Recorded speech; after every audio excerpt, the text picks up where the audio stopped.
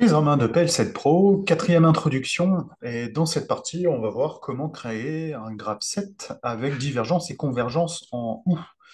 Donc pour ça, moi je vais reprendre un TP aussi qui est assez connu, c'est le feu de circulation.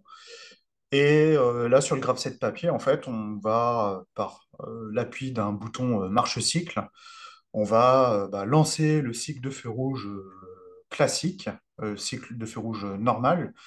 En gros, voilà, j'ai le feu rouge qui s'allume, suivant un temps. Après le temps, c'est le feu vert qui va s'allumer, suivant un temps.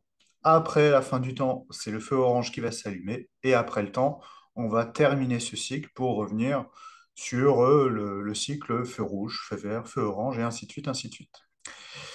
Si jamais le bouton marche-cycle n'est pas actif, eh bien, on sera par défaut sur le voyant orange qui sera clignotant sous une base de 1 Hz.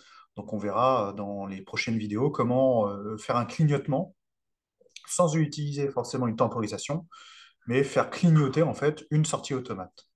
Et dès lors que je repars sur le marche-cycle, eh bien, on va revenir sur le graphe 7 original. Donc en gros, là, on est sur une divergence en OU et une convergence en OU, c'est-à-dire qu'à l'étape initiale 0, soit j'appuie sur le marche-cycle ou je n'appuie pas sur le marche-cycle. Et dans les deux cas, eh bien, je vais suivre une ligne directive qui va me faire fonctionner donc, le système. Donc pour la suite du TP, je vous invite à créer un nouveau projet. Là, moi, j'ai gagné un petit peu de temps, je l'ai déjà créé. Donc, le feu de circulation avec en entrée juste le bouton marche-cycle, hein, qui va être la mise en fonctionnement du feu. Et en sortie automate, une sortie feu rouge, une sortie feu vert et une sortie feu orange.